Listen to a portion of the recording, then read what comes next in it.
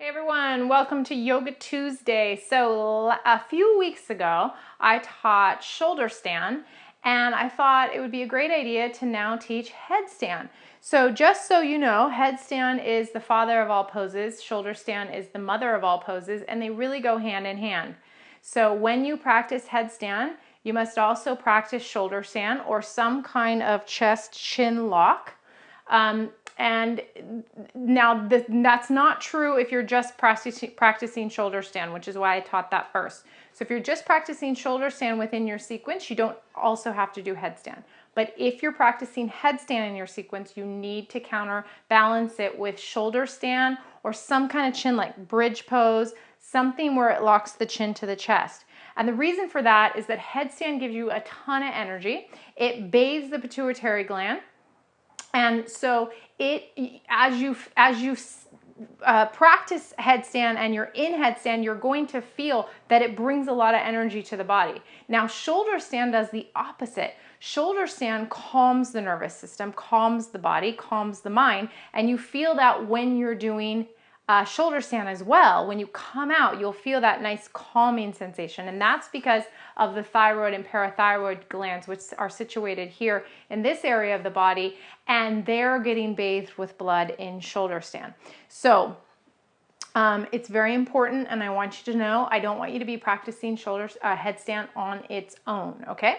So let's get started. Now I'm going to have you doing headstand at the wall today. If you're really good at headstand and you do it in the center of the room, then certainly practice it in the center of the room with me, that's fine.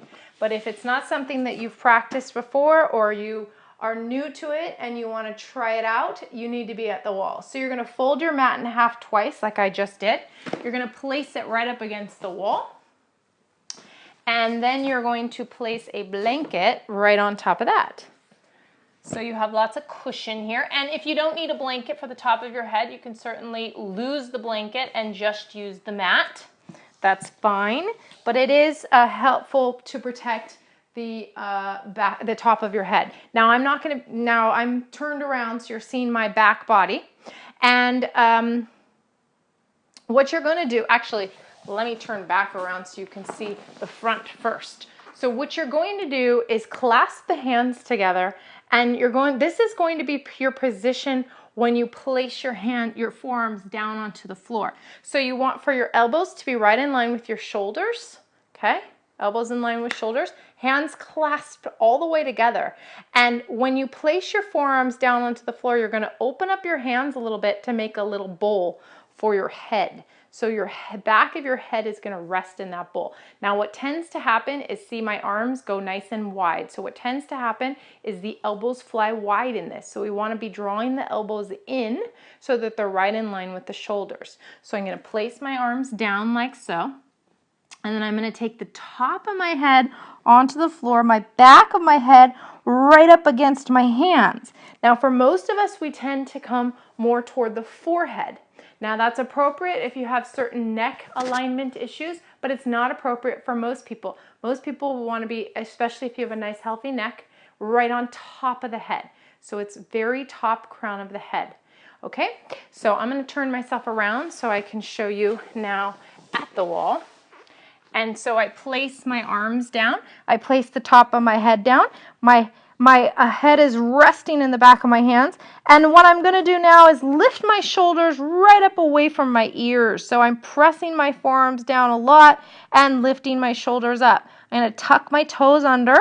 I'm going to lift my legs up, and I'm going to begin to walk the feet in toward the arms. So I'm in a nice lifted pose right now. Now you can certainly do headstand just like this. This is a lot of work to press the forearms down and lift the shoulders, or you can begin to kick up. Now sometimes when the first time you kick up, you don't get all the way up like I have just now.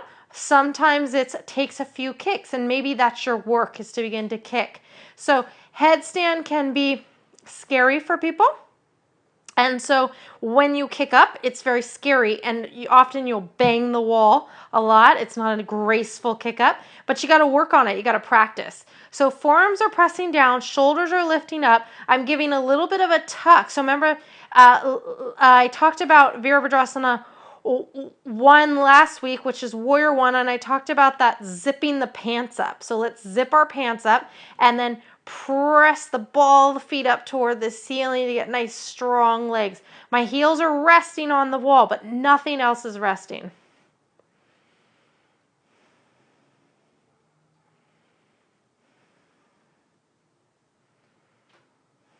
Now to come out, you're going to release one leg down and as slow, as controlled as possible, come all the way down. And once you get down onto the floor, you're going to rest in child's pose. So you want to keep your head down for a moment so that you can rest and so that the blood can just redistribute itself through the body.